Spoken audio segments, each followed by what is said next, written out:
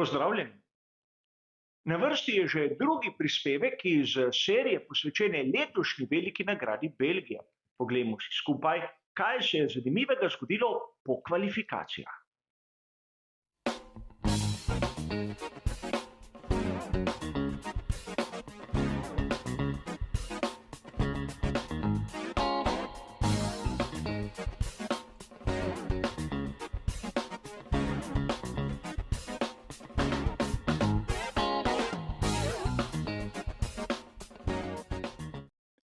Kot dobro veste, ker je tokrat poleg dirke za veliko nagrado Belgije na urniku tudi sprint, so kvalifikacije za nedeljsko dirko v petek popoldne, v času, ko smo običajno imeli drugi prosti trening. Zaradi tega prispevek se ne imenuje pred kvalifikacijami, temveč po kvalifikacijah. In pravzaprav tu je treba dodati nekaj. Namreč pri Formuli 1 razmišljajo o spremembi formata samega sprinta in lahko bi dejali ponovno. Ker navdušenci pravzaprav ne vedo, zakaj gre, bodo zadeve še bolj razločno ločili. Sprint naj bi bil po novem v soboto zjutraj, v petek popoldne bodo kvalifikacije za sprint, in v soboto popoldne, tako kot mora biti, bodo seveda kvalifikacije za nedeljsko dirko. Vsaj takšni so predlogi, vsaj takšne so govorice.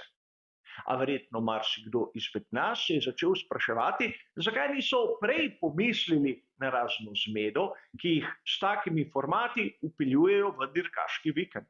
Če se mene vpraša, je sprint tako ali drugače nepotreben. A pustimo sedaj to. Tudi tokratni prispevek bo razdeljen na dva dela. V prvem si bomo ogledali tehnične novosti ter zanimivosti, v drugem bomo pa skušali razumeti razmerje sil pred prihajajočim sprintom v luči tistega, kar so pokazale kvalifikacije.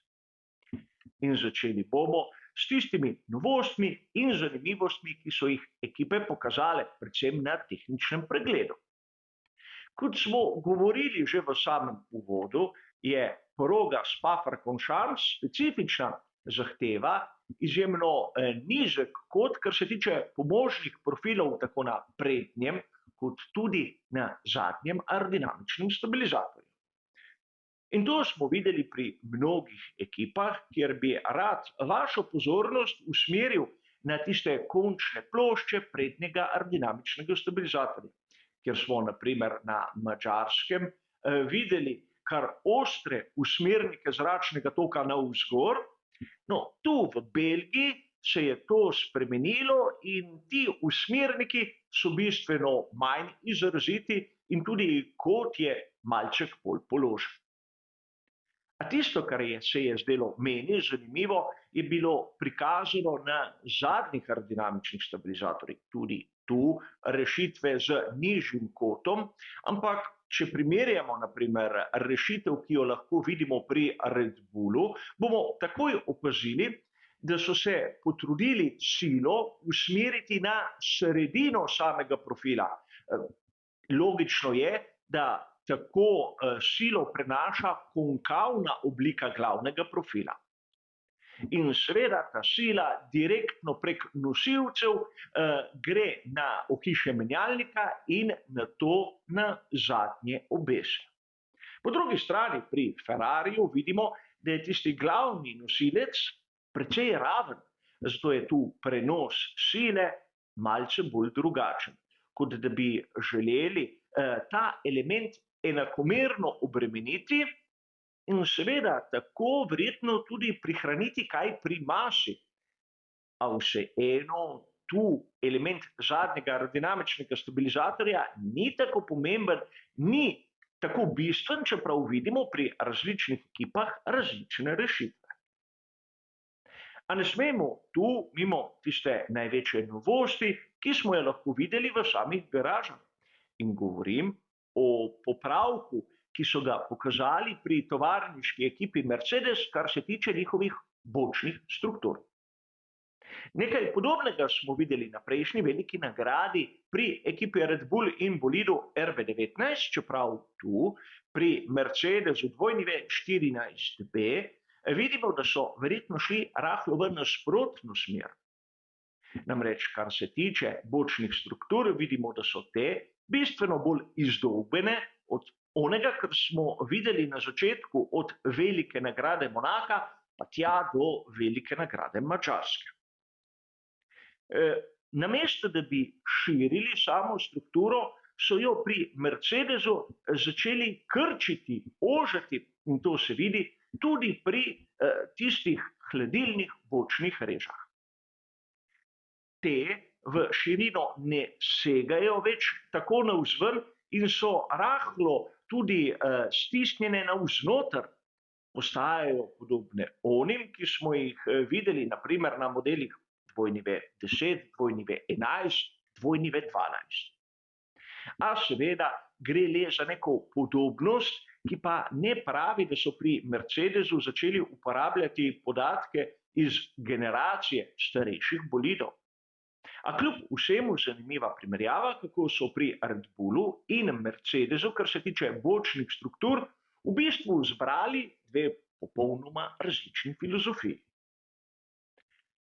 A ker sem omenil Red Bull, ne moremo mimo zadnje novice. Maxu Verstappenu bodo vgradili 5. menjalnik. Po pravilniku jih ima na razpolago za celotno sezono le 4. In kaj to pomeni? Poenostavljeno povedano 5 kazenskih mest. In seveda ta kazenska mesta bo odslužil na kvalifikacijah oziroma na štartnem razporedu dirke za veliko nagrado. In kolikor se kdo sprašuje, zakaj je do tega prišlo, v bistvu se še sam spominjam radijskih sporočil skozi celotno sezono, kako se je Max Verstappen pritoževal nad sinhronizacijo določenih predstav. In da je prišlo do te menjave na veliki nagradi Belgije, je po svojem tudi logično. Namreč tu na znameniti progi Spa-Francorchamps je prehitevanje bistveno lažje kot naprimer na Madžarskem. In zato takšna poteza pri Red Bullu ni nič čudnega in nič neobičajnega. Po drugi strani vstopamo v drugo polovico prvenstva in če so pri Red Bullu začeli imeti težave s pomembnim elementom, kot je menjalnik, bi bilo to lahko tudi malce zaskrbljujoče. A poglejmo si, kaj so izbrali tudi pri ostalih ekipah, kar se tiče menjav določenih komponent, tako pogonskega sklopa kot menjalnika. In kot vidimo na situaciji pred začetkom samega vikenda posvečenega veliki nagradi Belgije in če upoštevamo še tiste menjave, ki so se zgodile do tega trenutka, bi lahko dejali, da nič posebnega in nič pretresljivega. Vse, kar je bilo zamenjano, je bilo konec koncev načrtovano. Smo na začetku druge polovice sezone in mnoge ekipe so si izbrale veliko nagrado Belgije za vgradnjo tistih elementov, katere njihovi izračuni kažejo, da so tudi malce iztrošeni. A velike menjave so se zgodile pri ekipah. Najprej smo dobili potrditev, da bo Meki zapustil Ferrari, kar je bilo jasno že kar nekaj časa. In sam sem se spraševal, zakaj je še zmeraj na komandnem pultu. A verjetno to ni presenetilo nikogar izmed vas. Večje presenečenje so nam pa pripravili pri ekipi Alpine.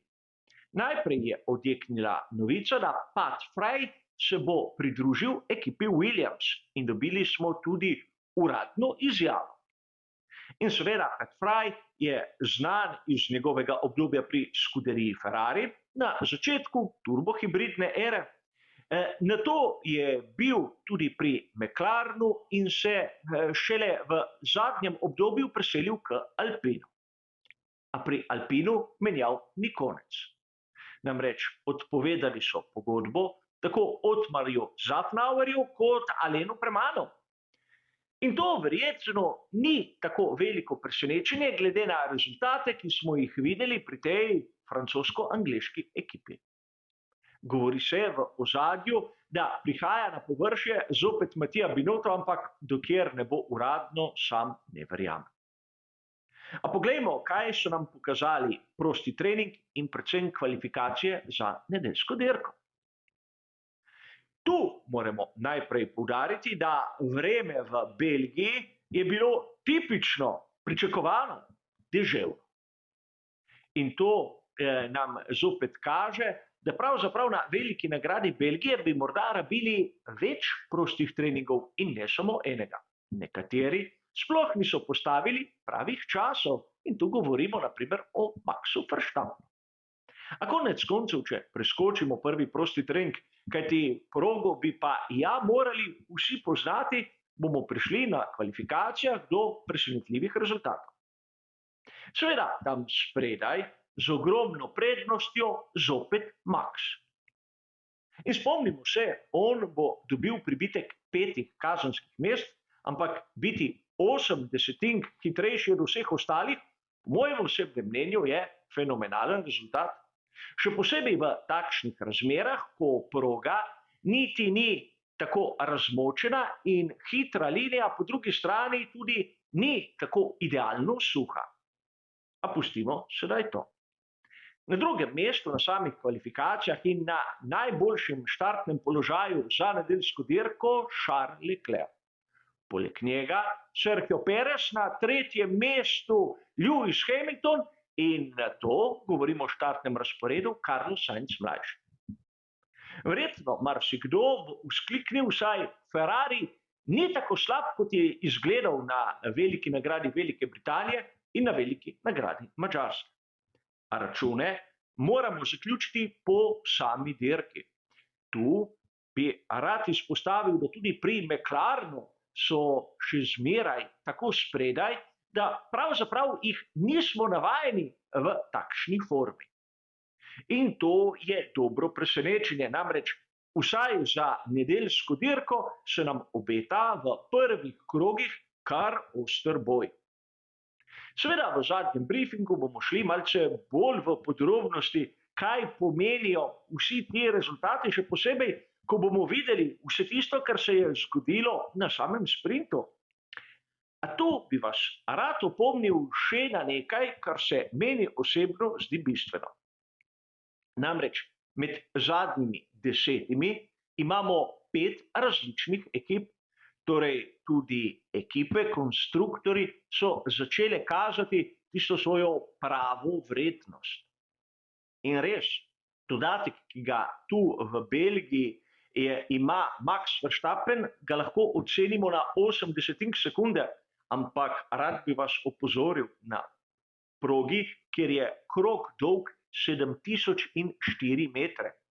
Na kakšnih malo krajših progah bo ta prednost seveda manjša, ampak pol sekunde pavšalno je lahko tisto, kar pridoda sam voznik. In vidimo zopet, da je Lewis Hamilton boljši vsaj v kvalifikacijah od Georgea Russella. A mene je presenetilo še nekaj drugega. Oba Aston Martina v Q3. In sedaj, ko so se zadeve malce uravnale, lahko vidimo, da tudi Lance Stroll zna biti prav tako hiter kot Fernando Alonso. Ne bom rekel hitrejši.